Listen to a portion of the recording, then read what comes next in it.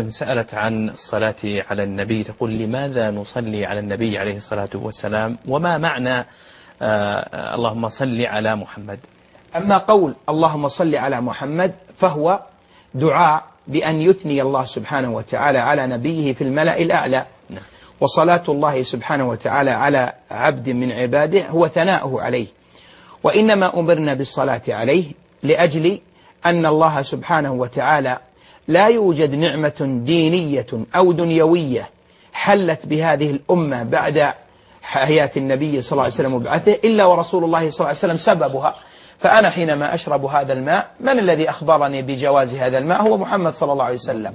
وحينما أفعل الخير أقصد به القرب إلى الله، من الذي أخبرني أن هذا الفضل أو هذا العمل فيه فضل؟ هو محمد صلى الله عليه وسلم. فلا تكاد توجد نعمة قلت أو كبرت إلا ورسول الله صلى الله عليه وسلم سببها الهادي إليها، كما قال الإمام الشافعي في كتابه مقدمة الرسالة. وهذا أمر. الأمر الثاني، فإنما نحن نصلي على النبي صلى الله عليه وسلم لمصلحتنا نحن، لأن الرسول صلى الله عليه وسلم سوف يدعو لنا أكثر من ذلك، لقوله صلى الله عليه وسلم من صلى عليه صلاة صلى الله عليه بها 10. فنحن حينما نصلي على النبي الله سبحانه وتعالى يثني علينا 10 مرات في الملأ الأعلى، ومن منا لا يريد أن يثني ربنا عليه في الملأ الأعلى.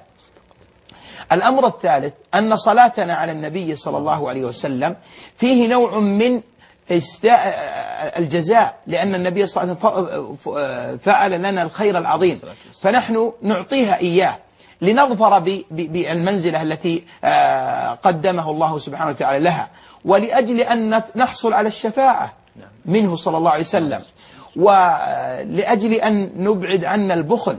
فإن النبي صلى الله عليه وسلم قال ما البخيل، ما تعدون البخيل فيكم؟ قالوا من يبخل بماله ودرهمه؟ قال النبي البخيل من ذكرت عنده فلم يصلي علي. وأيضا نصلي على النبي صلى الله عليه وسلم لأجل أن يزيل الله عنا همومنا وغمومنا. فقد قال صلى الله عليه وسلم لأبي بن كعب حينما قال يا رسول الله كم أجعل لك من صلاتي، يعني من الدعاء؟ قال ما شئت وإن زدت فهو خير لك. قال أن اسمع خير لك. قال أجعل لك ثلثها، أجعل لك ثلثها. قال ما زدت يا أبي وإن زدت فهو خير لك. قال أجعل لك نصفها. قال ما زدت وإن شئت فهو خير لك. قال أجعل لك صلاتي كلها فلا أدعو إلا لك، أي فلا أصلي إلا لك. قال النبي صلى الله عليه وسلم إذا يكفى همك ويغفر ذنبك. وفي رواية يكفى همك في الدنيا والآخرة. ومن منا لا يريد أن يكفي الله همه، سواء كان دينيا أو كان دنيويا.